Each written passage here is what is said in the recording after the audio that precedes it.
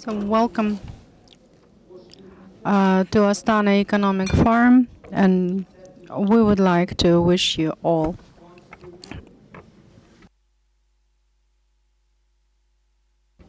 success and all the best. So today, to start with, I would like to express our sincere gratitude on behalf of the Academy for State Service. And I'm very glad that you made it here to participate to the session devoted to state service. And we have invited prominent international experts and professionals to participate to this session.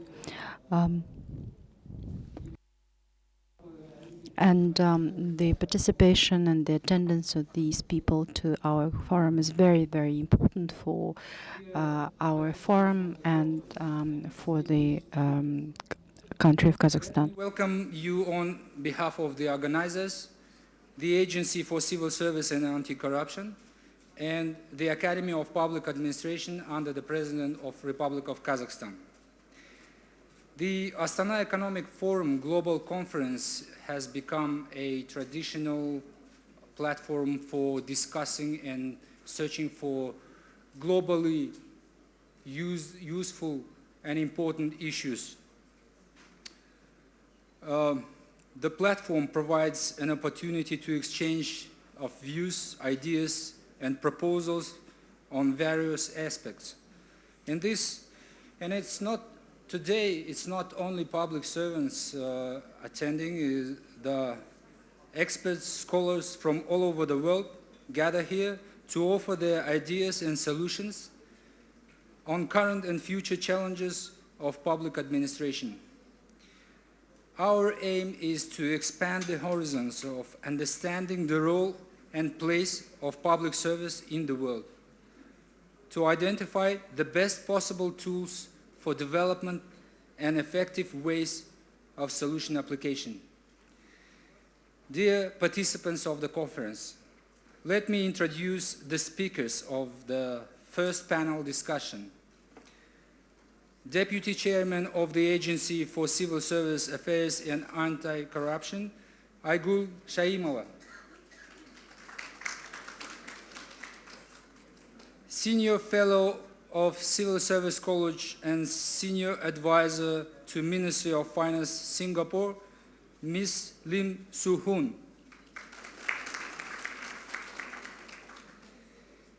Senior Governance and Public Administration Officer of Department of Economic and Social Affairs of the United Nations, Garigin Manukyan.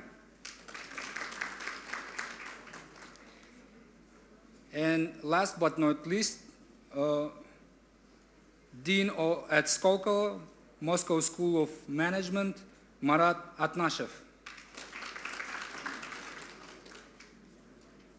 Let's once again greet our speakers. Thank you very much for making this real, coming and joining us today. A small reminder of the rules. Let me remind once again the rules of the panel's discussion. Speakers have roughly 7 minutes to speak. Questions and general discussion 20 minutes after the presentations of all speakers. And we are aiming to finish this panel by 11:45. Then we will have small coffee break for 15 minutes and start the second discussion panel at 12 o'clock. In the meanwhile, please bear in mind that there are QR codes on your seats. Please download the information and take part in this questionnaire, please. So we are talking about today about transformational leadership in a changing world. Someone would probably question, what is transformational leadership? Why would we need transform someone or somebody or something, what is the implication of that? What are the leaders and what are the changes going on? What is the pace of the changes in the world? Do we have to increase the pace of changes in public service? And what kind of new type of leadership we have to create? On these and other many questions we will try to talk about today and find some probably universal solutions. And let me provide a flow to our first speaker, Aygul Amantayevna Shaimova. Please. Всем доброе утро. Good morning, dear ladies and gentlemen. I'm very glad to greet you here, and I'm very pleased that you have chosen our session devoted to transformational leadership. I hope that you are fully engaged into the topic. It's pretty important for each and every country. If you look retrospectively, the world has been changing, and those changes have reflected the challenges that each and every state has faced so far. However, the basic components, the ability to lead the team, and ability to ensure inclusion, those remain the same all the time. However, in the current times, those components have been added with some other characteristics. There's an ability to adapt quickly, taken into account the globalization. The second item is the priority to interact with your team based on the trust. And the next point is enable to make mistakes. This is actually a debatable thing, and be a role model is something that still remains debatable. And we know many prominent figures who have managed to motivate their teams and change the trajectory of their countries. And in this beautiful hall, we are witnessing the history of success thanks to wisdom of the leader of the nation. The first president of Kazakhstan were able to invite reps from other countries and nations.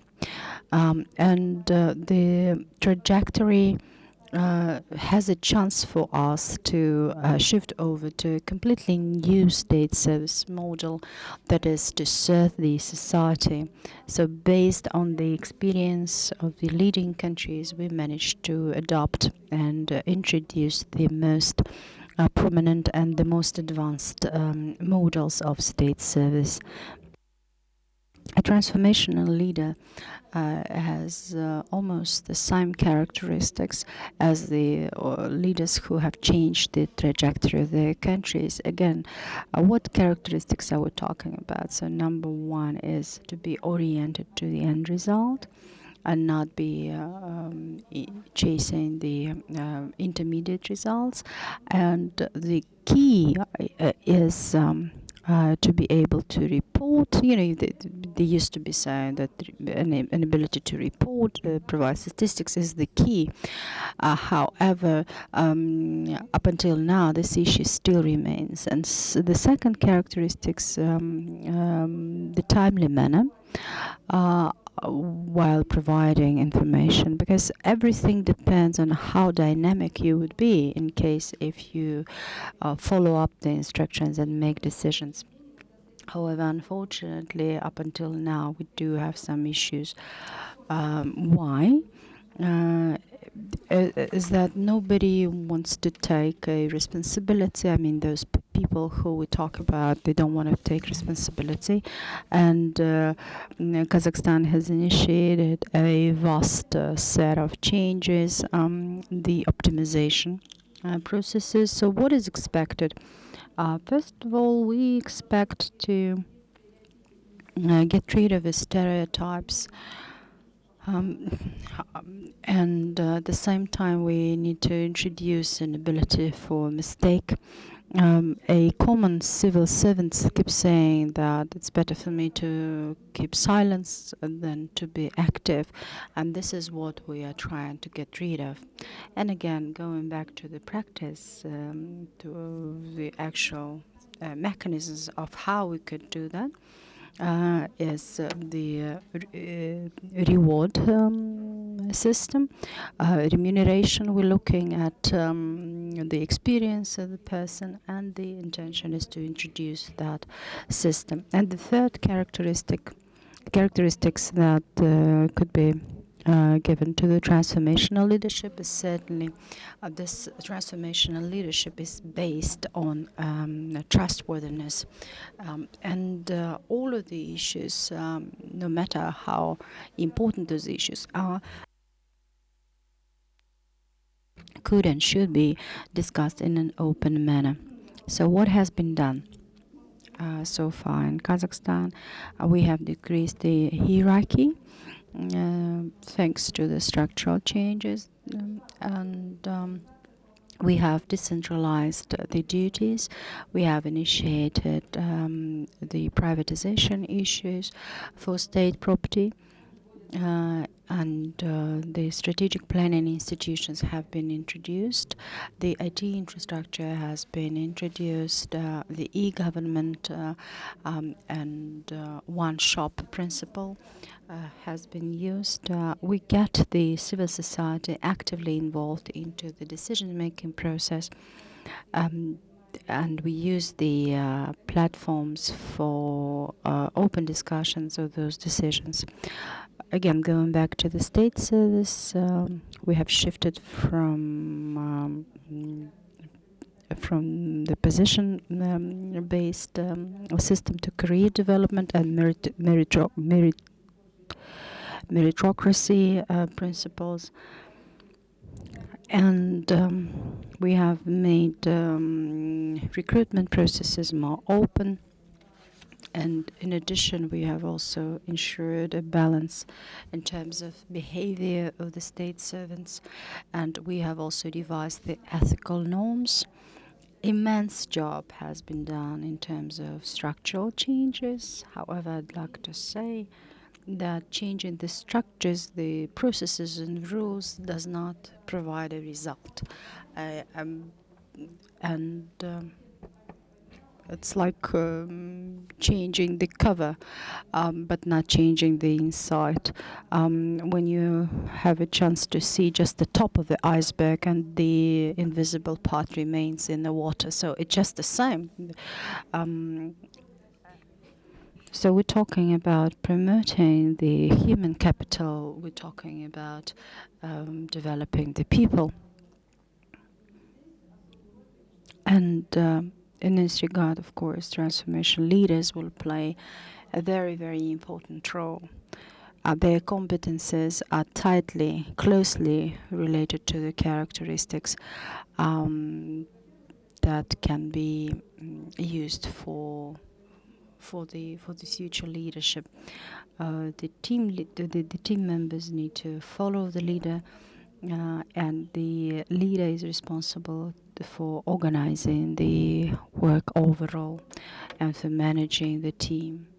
There has to be a strategic vision and an ability to foresee what prospects are going to be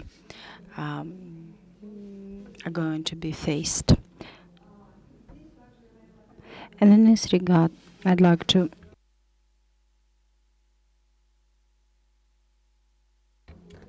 transformation leader needs to inspire his or her people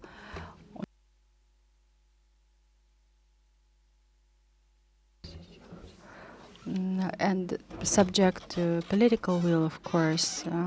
And the third point is that the leader builds up the relationships within a team. There has to be trust and an open discussion of all of the items that are being discussed, and the employees follow the pattern, and in addition, the employees have a chance to follow the steps of the leader. Unfortunately, not in many cases it is that ideal. However, we have to strive for a change. And again, speaking overall, the globalization system provides for us to be having right people at right places at right time, and we shouldn't be forgetting to motivate them. We have had some questionnaires, and there was a small success of a subordinate, and praising the subordinates provides for a better chance to succeed. And only in this case, I think we're going to be having a chance to succeed overall.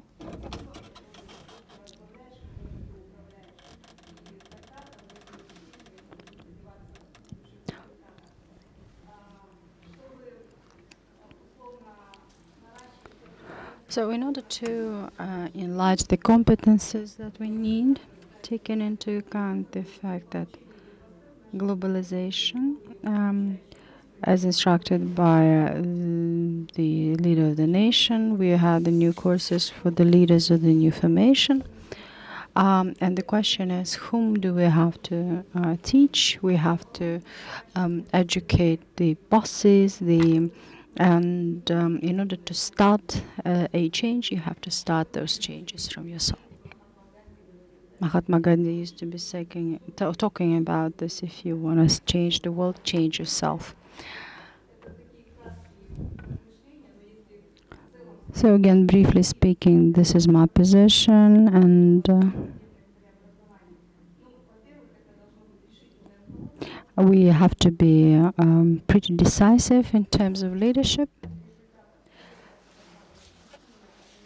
We need to have an effective administration with the effective processes and discipline.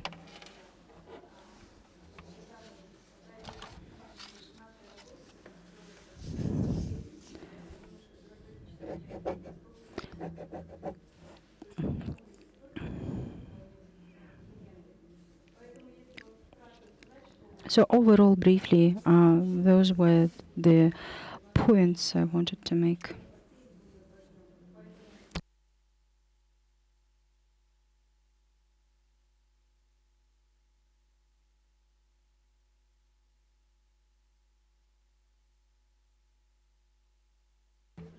Thank you for your attention.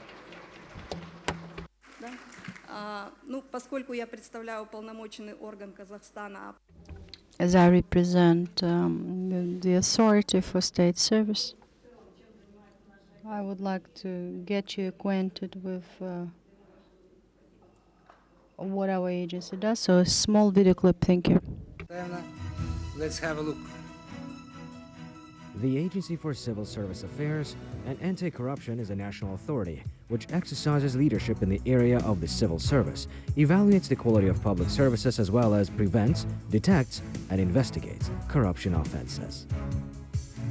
Agency comprises the Academy of Public Administration, the National Center for Civil Service Personnel Management, and the National Anti-Corruption Bureau. Since Kazakhstan's independence, the government attaches a great importance to the establishment of the professional state apparatus. Modernization of the civil service is one of the key priorities of the Kazakhstan 2050 strategy. 5 institutional reforms and the plan of the nation, 100 concrete steps. As a result of successive reforms, a unique model of civil service has been established based on the principles of meritocracy, pragmatism, efficiency, and accountability to the public. Major changes has been carried out in the civil service system. Vacant positions are to be filled exclusively on a competitive basis with the use of a 3-stage recruitment. unified competence framework was introduced. Emphasis shifted from evaluation of theoretical knowledge to competencies. Institute of Observers for the Transparency of Competitive Procedures was introduced. Training programs were modernized with a focus on practice and application of the competence approach. All programs are developed in partnership with the top universities of the world. A new wage system based on grading and bonuses has been introduced in a pilot mode. Employee assessment system, rotation and internship institutes were improved. The Institute of Hiring Foreign Managers was introduced. Today, in order to improve the efficiency of the government institutions, business processes are optimized and organizational culture is being changed. For example, we automated the Human Resources Management Program. OECD experts acknowledge the civil service of Kazakhstan as professional and strategic. OECD has conducted a comparative analysis of the civil service in Kazakhstan and in OECD countries. Kazakhstan is on the path to developing a human resource management framework that is consistent with those of most OECD countries, and that Kazakhstan shares with OECD countries many common priorities for reform that target more accountability, efficiency, and functionality of the state.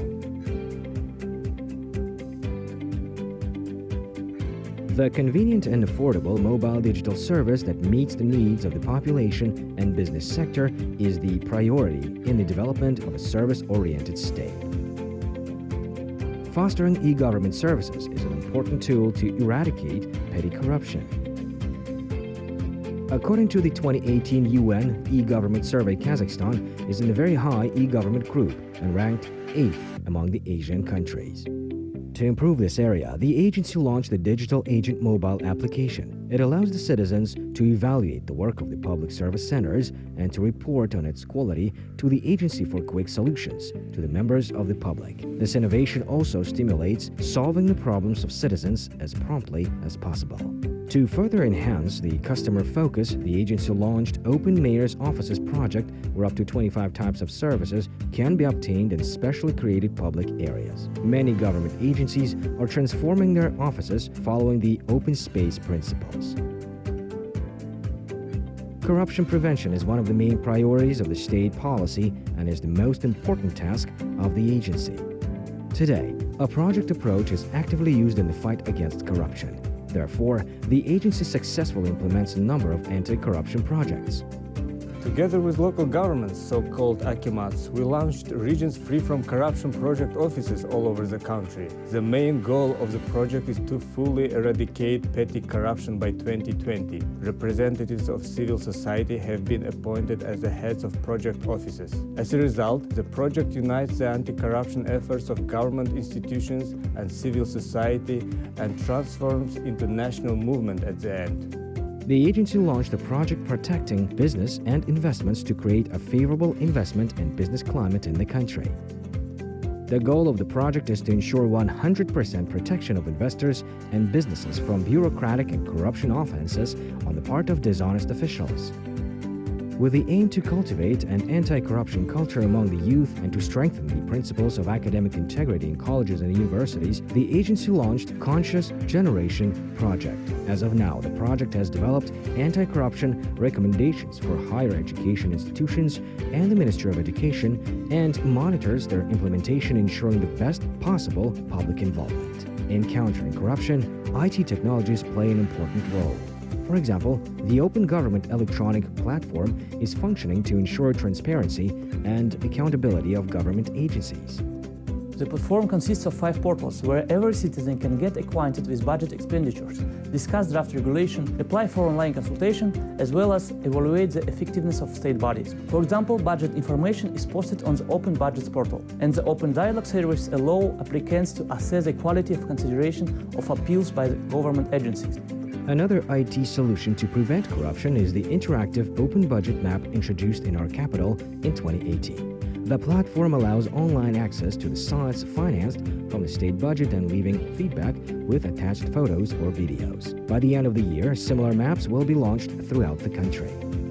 Building a fair society begins with small deeds. One of such steps is the launch of so-called integrity shops and kiosks. The idea is based on trust so that they function without shop assistance. Across the country, more than 4,000 stores have been opened at government agencies, universities, schools, courts, airports, and police precincts. As a result of the measures taken by the agency, the number of citizens facing corruption in government bodies has decreased.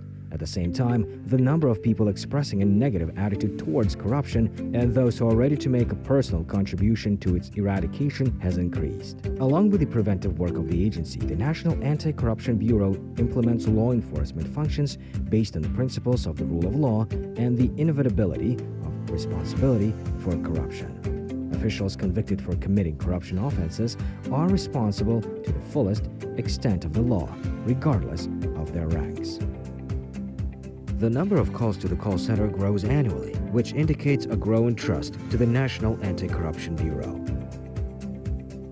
Due to the effective synergy of preventive and law enforcement efforts since 2016, the level of corruption in the country has been decreasing.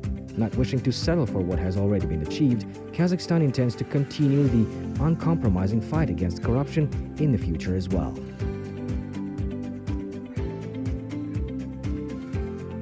The agency actively develops international cooperation in its main areas of activity. Kazakhstan has ratified fundamental international anti-corruption legal instruments. The agency is working to open in Kazakhstan the office of the Regional Anti-Corruption Advisor of the United Nations Office on Drugs and Crime, as well as joining the GRECO, the Group of States Against Corruption, and the Open Government Partnership. Integrity, openness, and accountability are not just words. They are the main values of the society free from corruption and a precondition for further successful development of the country.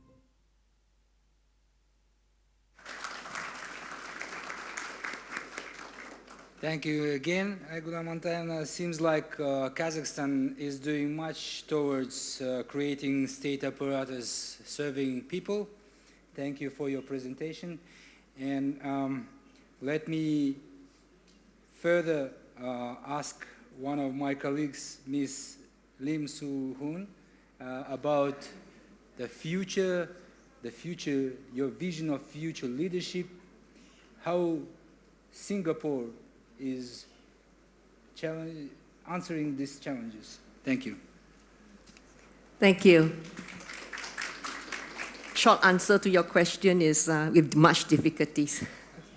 Anyway, good morning, everyone. Thank you for having me here to join in this panel discussion on transformational leadership in a changing world. Because I spent all my life working in the Singapore government, Singapore Public Service, my experiences and sharing today will be based predominantly from the perspective of a former civil servant. Former because I have retired, but I'm now working as an advisor to the Ministry of Finance. Yeah, we use the term transformational leadership, and I think there are various kinds of leadership, as you all know. Sometimes leaders are called upon to come into an organization just to keep the lights on, right? It's a maintenance mode. Sometimes leaders are called into an organization because during that phase of development, there is a crisis. You need crisis management. You need a leader who's good in crisis management. Sometimes you need to call in a leader who provides new vision to an organization, visionary leadership. So when we say transformational leadership, we are talking about changing paradigm in any organization. And that is one of the toughest type of leadership that is called upon to do, because you really have to question assumptions. Sometimes, people say, don't rock the boat, but sometimes as a transformational leader, you have to do just precisely that. Sometimes transformation is forced upon you because the environment has changed and you have to change in order to survive, in order to remain relevant. Sometimes transformation is embraced by you because you can see, or at least you can see as much as you can, what's going to happen in the future, and therefore you need to prepare for it. Right? So in Singapore, we have experienced different kinds of changes, different kinds of leadership that's required. Sometimes we are fortunate, we can try to anticipate what's going on in the future, and therefore when we call for transformational leadership, we try to anticipate the problems ahead, and therefore we can work ahead. But in today's context, things are moving so fast. Right? You can't say, none of us here can actually say we all know what's going to happen in the future. So whatever transformation that we are going to do is based on some level of risk, because we really do not know what we don't know. Yeah. I want to just speak briefly on what we have been doing in Singapore by first sharing with you the differences that we have moved in Singapore from a traditional type of leadership to what we are going through today. In the old days, when I first joined the Singapore Public Service as a young officer, the world was very different. We expect the big boss at the top to know everything. He or she, mainly he kind of concentrate the power and knowledge up there, and it's up to him to really distribute and share information. So power is not, knowledge is power. So that was the old days. And the government itself tends to be, it plays a role more like a regulator. The government knows best, at least in Singapore. It tells you what to do. It tells the citizens what to do. And the citizens more or less comply. Right? So in those days, we were more, in the government, we were more like a regulator, we were more like an administrator. It's a very top-down approach, whether in dealing with the citizens or dealing with its own civil servants. Yeah. And in the civil service organizations, I think there is an expectation that when you join the government, when you join the civil service, you stay there till you retire. And there's an expectation that you remain loyal to the organization, and it's a sort of like a very secure job, you just stay there. In today's context, the world is very different, so we have to change. So in Singapore, our public service now is very different. We no longer see ourselves as just a regulator or just an administrator. In fact, a lot of times, the public service is expected to play the role of what we call a facilitator. It plays a role of a catalyst, meaning to say that hopefully we know a bit more, we know what is in the interest of our nation, we can anticipate and see some gaps, some needs. We may not be the one that will be able to provide the solution, but hopefully we can provide the environment, make the environment conducive to bring other partners on board, whether it's the private sector, whether it's civic organizations, and so on. All right, so we play a role beyond just being a regulator to being a facilitator and a catalyst. And you need leaders who can recognize that and able to operate in that mode. I mentioned earlier on that in the past, we expect our leaders to know everything, and the leader kind of like adopts a very top-down approach. But today, frankly, many people at the top actually know very little. The domain experts are the people working for them, right? But what they bring to the table, hopefully, will be good judgment, hopefully, the ability to work across boundaries, and the boundaries could be within the organization, but more important as the top leader is boundaries across agencies, even internationally, boundaries across the world. That's what you expect the leaders to do. Yeah? Not so much to be a domain expert, but to really operate across boundaries. Today's leaders have to work with people who are very different from them. I remember having a conversation with someone and from different countries, right? And we were talking about how the younger generation is like today compared to our generation. And we were saying that in our generation, if the bosses don't call you up, you should be very happy, because when the bosses call you up, in our time, it's to scold you. Right? So if you don't see the bosses, that means it's good news. You're not going to get scolding. But in today's younger generation, if the bosses don't see the younger officers, they'll say they don't love us enough. So it's a very different kind of generation. So leaders of today cannot expect to have a very top-down approach, because that's not the way you get things done. At the end, you can have wonderful policies and systems and structures, but if you can't get the people to work with you, to move along with you, I think it's going to be very difficult to be a leader. Yeah. So what have led to a change in these roles, from the very traditional way of leading an organization to what is expected today? And I've got a few points. I think technology plays a very important part. Technology is so pervasive today, right? Some people say technology is a blessing, but some have also said technology is a curse. Today, I don't think we are able to say we stop work at a certain time of the day because technology enables you to do all sorts of things. I once have a younger colleague coming to me, this was years back when we were first introducing a lot of computerization and all that, and he happily came to tell me, he said, you can check your email when you're driving. And I say, why would I want to check my email when I'm driving, right? So you find that today technology has become both a blessing and a curse because we have forgotten and we are now unable to kind of separate our lives. We need to ring-fence certain space for our life, and that's what leaders have to face up to because there's so much expectations of organizations to perform, and you kind of pass down the pressure and expectation on your staff, right? And your staff, the demographics are now very different. I don't know about you all, but in Singapore, we have an aging problem. So we have to deal with a group of people who are older, who are used to very different ways of operating, and who have different concerns, different anxieties, different fears. For example, would I be able to cope with technology? Would I still have my job? To a very young group of people, very enthusiastic, very cause-driven, who will not stay put and stay still in a job for too long. They want to move on, right? Everything is fast, right? And when people used to say, how long have you been in a job? In my time, you'll say, oh, only about 3 years, because we haven't learned all that we need to learn. It's only 3 years. But if you ask the young people today, how long have you been in a job? They say, I've been in a job for 3 years already, That means it's time to move on, right? So organizations are made up of different kinds of people. So as a leader, you have to recognize your demographics are very different. The way they operate, the way they think is very different. So that kind of has brought about a lot of changes in the environment. And then there's also expectations. I think in the past, the public, maybe they're less educated, at least in Singapore, they're not so educated in the past. So they expect the government, they trust the government to know the answers to many things. And they're ready to accept whatever decisions the government make. But today is different. People are more educated, which is a good thing. But the downside is that they like to challenge you a lot, right? They'll challenge every decision that the government make, and then they will have your own opinion. So it makes life a lot more challenging, more difficult, and governments can no longer just impose and make a decision and impose and implement it because people expect to be consulted, and that takes more time, right? And so as a leader, you need to understand that. And the last point I want to make about what has led to the change in roles is the fact that we have all become very internationalized.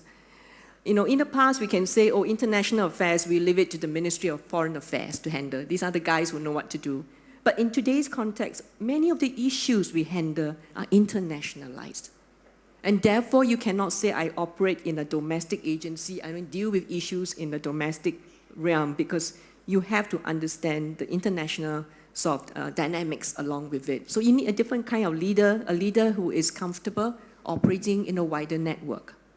So how is the Singapore Public Service preparing for it? As I mentioned earlier on, it's half joking but half in truth, with a lot of difficulties. It's challenging because we can anticipate, but we do not know what we do not know, right? I mean, even say, we want to transform the education sector, for example. We assume that we educate people for tomorrow. But what's tomorrow? What sort of skills are needed for tomorrow? It's a real challenge. So we do as much as we can. We can put in place, embrace technology and try to use it to help us. But at the end, we are still dealing with human beings. The people around us still need to know how to get the system to work. And whatever we are going to put in place, we have to understand at the end of the day, we serve our people. We serve our people, and we also have to ask, are our people coming alongside with us? Are they ready? How did they get ready for it? Yeah. So these are some of the sort of challenges that we have. And what I want to say is that to be a transformational leader, you have to be very bold. You must be prepared to take risk.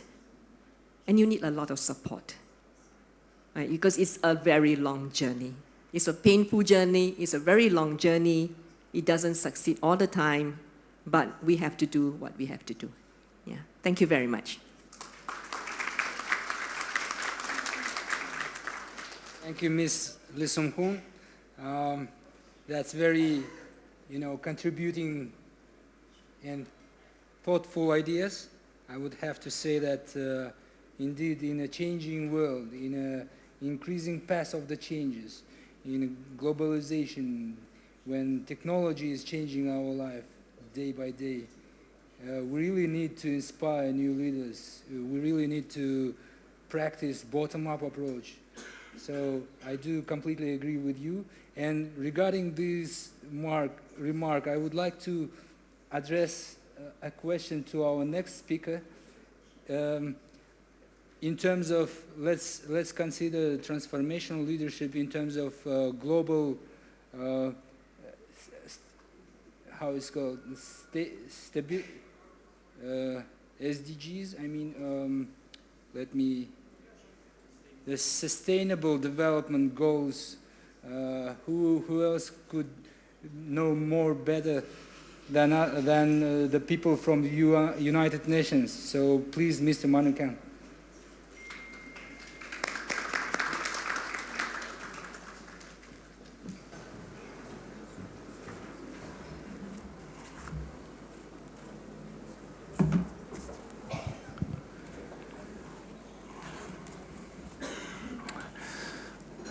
Good afternoon, ladies and gentlemen.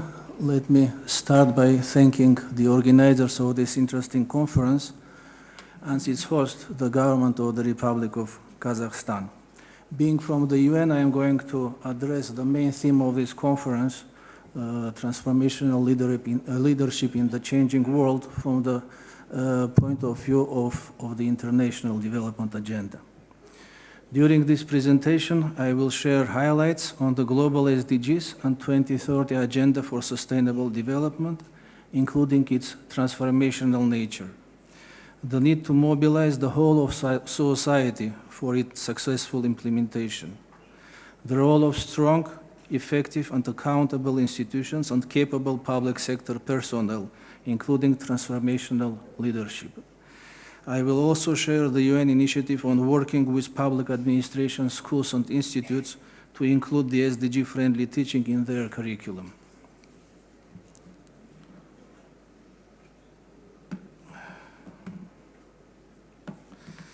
At the United Nations Sustainable Development Summit in September 2015, 193 world leaders adopted the 2030 Agenda for Sustainable Development, including the Sustainable Development Goals, so-called SDGs, which are also called the global goals.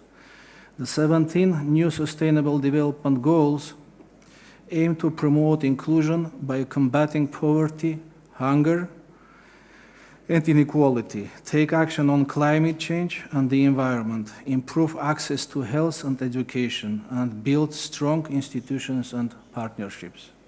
The Sustainable Development Goals, as a consensus development agenda, have a widespread influence on both policy priorities and on development issues. They express important social objectives in the form of concrete outcomes that mostly can be measured. Given the need for effective implementation of the 2030 Agenda, the problematic of developing strong, effective, inclusive, and accountable public sector institutions embracing the values and principles of the agenda has been reinvented.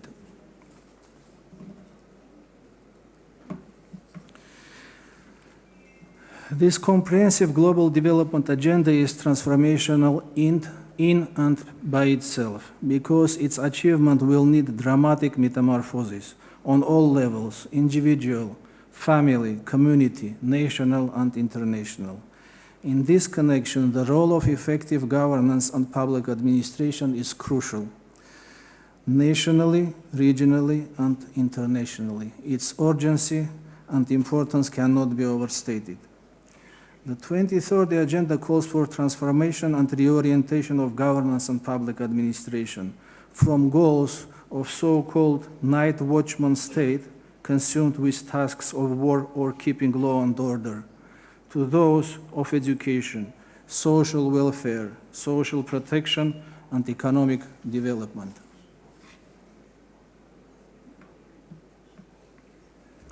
The process of globalization has been accelerated as well as accentuated by unparalleled transformation across the world.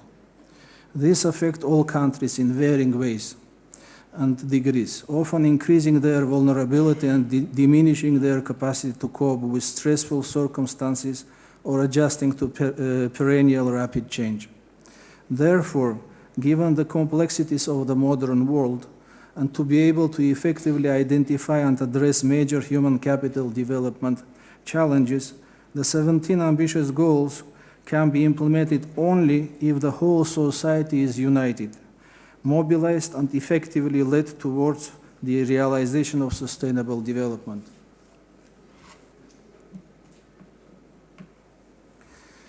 It is quite clear that such profound metamorphosis can take place only when two conditions are present. It is the political will and the congruence between national and international development goals and the global SDGs. At the most recent meeting of the United Nations Committee on Public Administration that convened in April in New York, it has been argued that after 3 years into the implementation of the 2030 Agenda, based on a number of voluntary national reviews and experience in some other countries, it is possible to assume that all 17 SDGs in principle are achievable.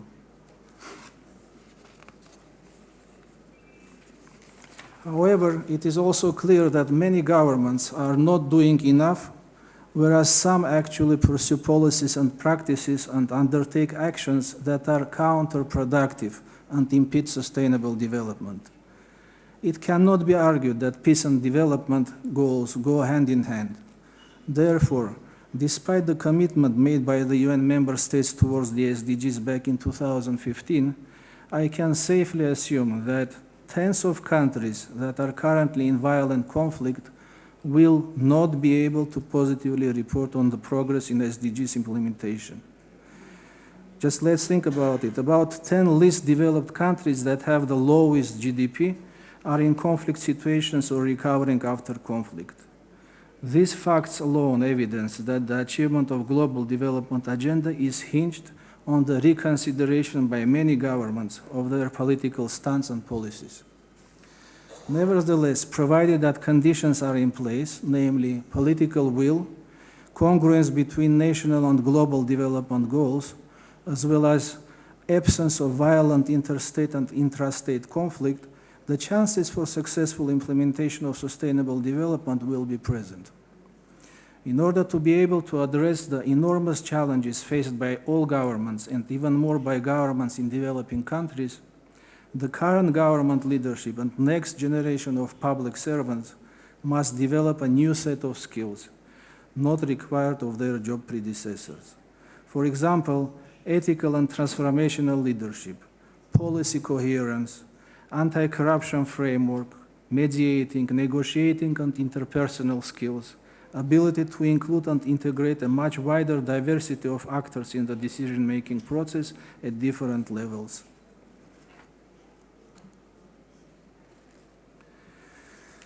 Public service is the bedrock for ensuring the rule of law, justice and security that are hinged on effective, accountable and inclusive institutions, as elaborated by SDG 16. Therefore, public administration has a critical role in the implementation of sustainable development. For, regardless of the type of government and political or economic models for that matter followed by the government, public administration remains the means through which governments implement their policies, their programs and decisions, including those pertaining to sustainable development. A paradigm shift from what the world has practiced in the past 30 years, a no less than a change of mindset and view of life are needed to urge governments towards peaceful pursuit of SDGs. There is no doubt that strong, inclusive and transparent public administration institutions and structures are needed for sustainable development. So is capacity building and institutional reinforcement. However, I believe you would agree that institutional requirements for effective and equitable delivery of public services completely depend on the need to staff these very institutions with capable, adequately trained, professional public servants that are equipped with knowledge, mindset, and practical tools to carry our sustainable development. Who is a good professional? What can we call the core of public service professional? A UN report on this subject defined it as a composite of deep knowledge, adequate skills, and professional ethics, which places the general interest of public good and service of the citizen above one's personal interests. 20th century experience sufficiently demonstrated the fact that the lack of the right philosophy, attitude, knowledge, and skills in public sector may have grave consequences and oftentimes be even dangerous. Hence, the requirement for a behavior and mindset change among public service personnel, the most critical facet of transformational public administration reform. To achieve a transformational change that called for new demands and challenges in the post-2015 period, the focus of reform must shift to a universal, virtue and values-based public service, as well as civil society culture, one that is permeated with public trust, integrity, impartiality, equity, transparency, ethical standards, values, and selflessness. Such system of values makes public service committed to fighting corruption, one of the strongest impediments of sustainable development. Integrity in government calls for assuring transparency, accountability, and responsibility. It also puts the citizen at the center and acts as a guarantor of inclusiveness and broad national participation. However, there is a huge difference between being an expert, being qualified, and being professional.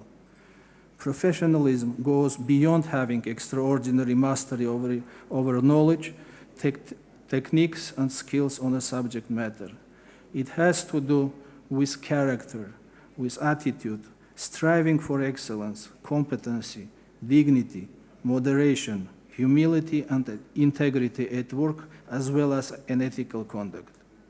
The personal values that underpin integrity must be supplemented by organizational and societal values and principles that uphold ethics in the workplace.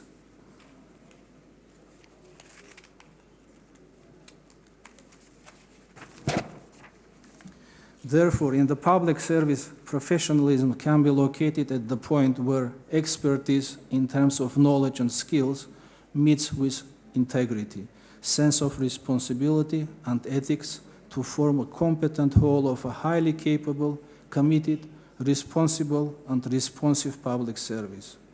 Remove professionalism from the public service, then you have opened the floodgates of corruption. And this is what has happened in many countries where corruption in the public service has become endemic.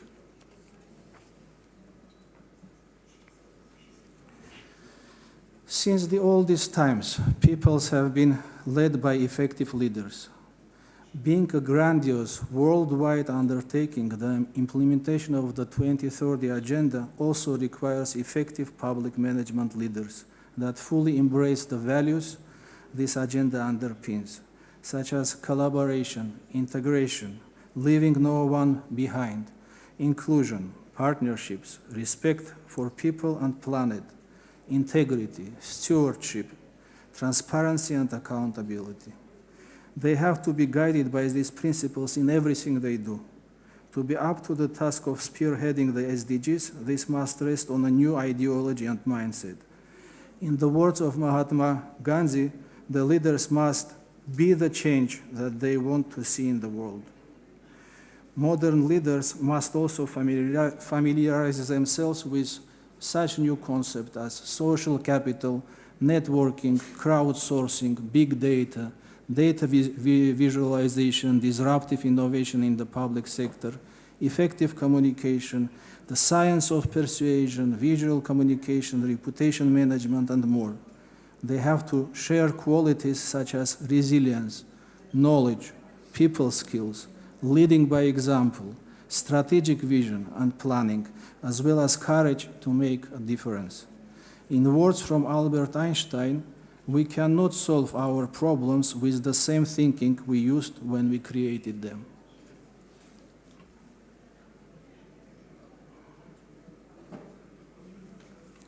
Extrapolating further, we can safely concede that SDG 16 on peace, justice, and strong institutions that promotes peaceful and inclusive societies for sustainable development provides access to justice for all and builds effective, accountable, and inclusive institutions at all levels. This SDG has a robust universal effect on all other goals that will stand short of realization without peace, security, and strong institutions.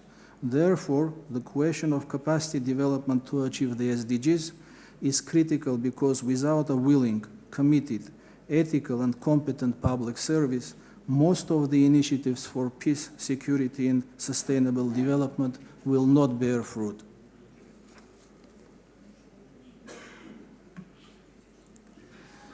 In all of human history, any transformational evolutionary change required a new set of skills and new worldview and ideology. These were developed through education, formal, informal, or else. Whether we speak about the invention of fire and wheel in the ancient times, or scientific and cultural advances during medieval period, or industrial and IT breakthroughs during modern times, we understand that the progress was stipulated and sustained through education. My take is that the implementation of the 2030 Agenda is nothing short than any of the above historical transformations, and that the success in the implementation of Global Development Agenda heavily depends on the effectiveness of education on SDGs, that nations will eventually be able to institute at all levels, starting from nurseries to primary schools, high schools, to graduate and postgraduate levels. However, while I underscore the importance of general SDG-oriented education in societies that pursue sustainable development, let's go back to the capacity development needs within the public sector, for it is our competency and audience. Public service skills, performance, and alignment to the SDGs are shaped and strengthened by public administration training institutions, which play a leading role in developing government competencies and future performance across ministries and institutions. It is necessary, therefore, to mobilize and equip public servants with the requisite skills, knowledge, mindset, and modern tools for them to better support the implementation of the 2030 Agenda. To spearhead the implementation of the ambitious 2030 Agenda, the current government leadership and the next generation of public servants must internalize that development is not possible without peace, and the mindset highlighting the principles and values of the 2030 Agenda. Thank you. Mr. Manakan, I hope you are 5 minutes. 5 minutes, I'm done. A couple of minutes. Thank you, yeah. In order to contribute to developing the capacity of public servants to embrace the principles and values of the 2030 Agenda and the SDGs in their daily work, our division, the PIDG, came up with the initiative on working with public administration, schools, and institutes to mobilize and equip public servants for implementing the 2030 Agenda. The overall purpose of this initiative is to strengthen institutes and schools of public administration by developing curricula on the SDGs, with a particular focus on SDG 16. That will, in essence, teach the SDGs in public administration institutions. I am not going to talk more about this initiative, which has three-pronged approach, including capacity development direct through implementation of training of trainer seminars, regional workshops, also developing materials, training materials in consultation with schools of public management, and contributing to the exchange of experience between different regions. The global initiative ultimately serves as an umbrella for the regional projects. This initiative successfully started last year. A task force comprising about 20 public management training institutions in Africa was established, and a full-fledged training course on transformational leadership capacities in Africa's public sector institutions to implement the 2030 Agenda was developed and launched. Before I briefly introduce the training on transformational leadership, I am pleased to share with you that we have developed a project proposal for 5 Central Asian countries and Afghanistan, and that proposal was submitted for funding. I very much hope that this regional project will be soon funded so that we can start, together with my senior colleague and friend Mr. Baymenov of the Regional Hub for Civil Service, its implementation. That will be a 3-year long project which will, I hope, contribute a lot to the understanding of public administration in the region. The project target will be the academies of public service in Central Asia, as well as other institutes and the universities that teach public management and administration. I spoke about this initiative yesterday during the leadership talks, so since time is pressing, let me conclude my presentation, ladies and gentlemen. UNDESA attaches great importance to the need for a reassessment of the influence and strategic value and virtue of public service for the implementation of sustainable development. And the training course on transformational leadership capacities, which I presented yesterday, is the first one in our portfolio. We have started work on another training modules on innovations for the SDGs, conflict prevention and negotiation skills for sustainable development. But again, there are only few among many others that are needed. Therefore, I would like to encourage you to help the UN in promoting this interesting initiative. If we form a task force in the wide region of Central Asia, we can replicate the success in Africa and initiate a regional capacity building project, for example, on strengthening skills and capacities of schools of public administration in Central Asian countries to promote ethical leadership as well as coherent and integrated approaches. I am sure that the Regional Hub for Public Service in Kazakhstan, the UN Regional Center for Central Asia for Preventive Diplomacy, and some other institutional partners will be interested to cooperate. Now, allow me to thank you very much for your attention during my long presentation and conclude by mentioning that this conference is an important opportunity to expand international cooperation, information and experience sharing, and develop partnerships to successfully advance the implementation of sustainable development. Thank you very much. Thank you, Mr. Monacan. It's really a very broad issue that we cannot cover even within 15 minutes.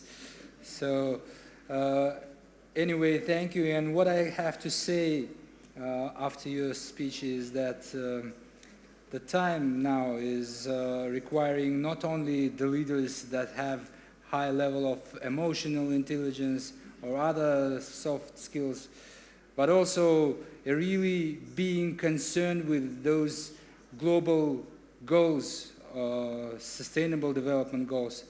And these concerns should be somehow embedded in their minds on a value and beliefs level. So thank you very much again for your presentation. And giving the floor to the next speaker, I would like to question what are the new type of leadership we need, especially in terms of entrepreneurial skills. In this regard, I would like to give a floor to Marat Atnashev, please. Thank you. Thank you, Mr. Chairman. Thank you, the panel. That was a fantastic exchange of very different views, by the way. If you allow, I will switch to Russian. I think the audience will be easier perceiving the information. I represent the Business School of Management, and I will try to tell you about how us as a business school view the public administration. That's a pretty so it is public term, which is a pretty complex one. So we've been set up 20 years ago. So Russian businessmen and entrepreneurs, national and international, gathered together in order to stimulate the entrepreneurship in Russia and Eurasia. So we have set up 4 schools, and we put the human into the center, a human who is an entrepreneur, the one bearing responsibility, seeing the opportunities, the one who is able of taking the risks. It's quite a specific figure. In most of the cases, that person is being counterversed to a manager. We're talking about a person who has the motivation from inside. He's a lively object. And the second value is openness, the transparency. This entire forum is a fundamental. The third item is a lifelong learning.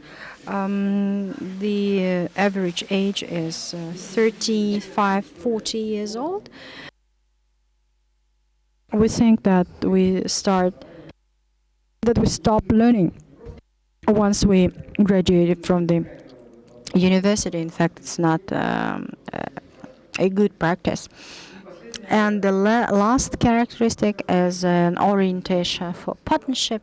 And for our part of the world, Russia is a very vertical country. We have oil and gas and metals, and the value is vertically based. So the value needs to be distributed from undersurface all the way up. Those values have been set up, have been used in order to set up the 4 business schools. So let's look at the public sector. So we have 30% of our students as large corporations. We have Kazakh, Ukrainian partners as well. And we have a huge state service related, the government, museums, endowment funds. Everybody wanted to seek for management skills system. So I would like to go back to our context. When we start working with the corporation, we start with the diagnostics. When it comes to a state, when it comes to a country, it's pretty complex. I thought that if you imagine as if you are a state servant, you should be disciplined. You should be entrepreneur. And that person has at least 20 items in his daily agenda. So it's hard to find such a person, such a universal soldier, so to speak. Again, going back to the countries, our economy, 50% of our economy consists of the old age economy. So there's a very, very little part of competitive economy for value, value generation. The digitalization of value of Google and Yandex are 2 different things when you compare that to the overall digitalization of the country. So right now we do have very real challenges. The growth tempo is higher. We look at the picture, we look at the perspectives. Neither Russia nor Kazakhstan has a long-term perspective to grow based on natural resources solely. And the first panel discussion was discussed to the state, and Paul Romer was talking about what state the person needs. Kazakhstan is eager to provide the universal answer. Singapore is a unique answer, is a unique practice in the world. So what Paul was saying, the Nobel Prize winner, he said that there's no ideal model of the state. And all of these researchers come up, the economists, the liberal economists say that you need to have an efficient state. You need to have a state service that is able of doing things. You might have a democratic, liberal society, but incapable. You have to have somebody who is capable. So the recruitment ideas need to be pretty strong from a leadership standpoint. The business looks at the skills from a different perspective, a little bit different. Overall, it's the same. You need to have technology-oriented skills and soft skills. A person needs to be adaptable, and the person has to be strong from a psychological standpoint, right? You have to be able of self-reviving. And the same things are needed for the state. If the state wants to create favorable conditions. Let's look at the references. What do we try to do as a school? And we have feedback from our clients. We have set up a program for Eurasia. We understood that, in fact, the UN goals exist, but there's no school so that you could train on sustainable growth, not in US or Europe, but over here in the region, there's none. So we tried to set up the school, and one of the modules is going to be given in Nazarbayev University. The rest is Silicon Valley, Israel, and what we're trying to do is we're trying to be setting up the group of people who would be aware about the interests, the shared interests, and we hope that this is gonna work so that we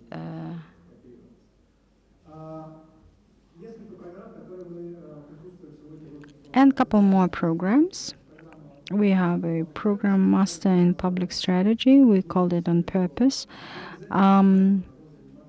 There is no need for the state to solve the issues. We have both state servants and the entrepreneurs. And there's a huge demand for this program. It's over 200,000 participants. Mr. Kiryanov is supporting the program. And it's so important to involve the participants from other sectors. And this initiative winners gets small grants, and they can pick one of the most popular programs. And amongst those programs, we have the Master of Public Service. So the answer is that you don't have to become a minister in order to solve a problem, but try new positions. What can I do? What can I mobilize, and so on. So this is a provoking approach, but it gives pretty nice results, actually. The person isn't told what to do vertically. You may just join. And that's a nice approach. So again, we work with the schools and universities for over 40 higher educational institutions are our partners. And actually, the university team needs to realize what needs to be done. I'm not here because, I have PhD or something. No, I'm here because I have a practical experience. We have a huge cooperation with the cities.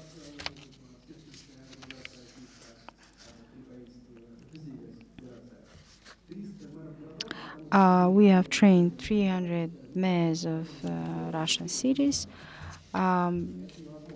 It's impossible to solve questions of a city thanks to just one person, right?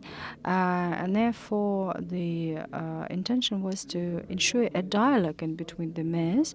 It was pretty humorous when the manager who runs a city core business would meet a mayor only during that course that we have arranged. So we have set up the teams.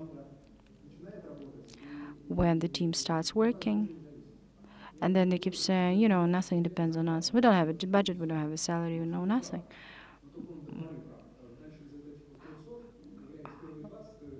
Well, in fact, there's 20 people out of 300, for instance, would act as a fundraisers, and they start changing the situation. So, again, we're talking about the competition, the transparency, the entrepreneurship, and initiatives, and so on. So, of course, we won't be able to decide all of the issues and to solve them all. However, it's pretty effective. We work with museums and endowments, so we have some businesses who have certain aspirations for regional development. You have put the word city, and we're not talking about the legal boundaries of the city. It is the area, it is the space that allows people working together. Many cities don't have this function, or in many cases, cities are more than just the cities. If you have 3 to 4 little towns, for instance, connected together with a small train, it's a good agglomeration. And again, going back to my key point, I'd like to say that whatever's been said by each and every speaker is a fact, but actually every person has to pick his or her own way. There is no ready recipe. You cannot just copy and paste. There's a theory in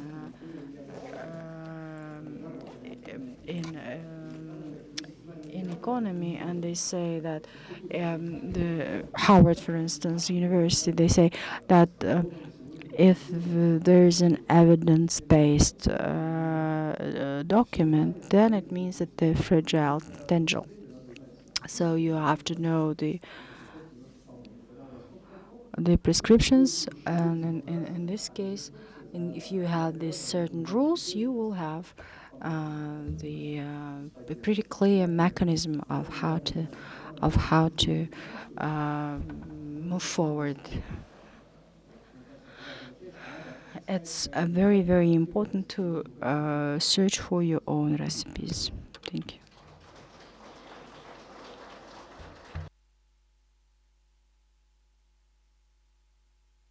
Спасибо огромное.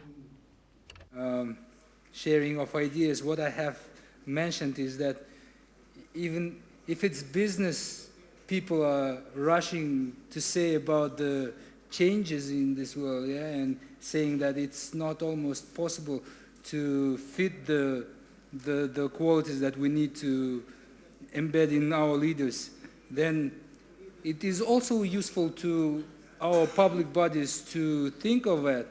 Otherwise, we are in the risk of being boiled as this frog, you know. Our public service has to start thinking of changing the mindset, the way of doing the things. So thank you very much for your contribution. And unfortunately, because of the time constraint, we have to make a break, just 3 or 5 minutes break, so that we would be able to change our next set of speakers. And once again, let's thank our speakers for their contribution. Let's thank ourselves for being very, involved Thank you again. And we are starting in 5 minutes. Thank you.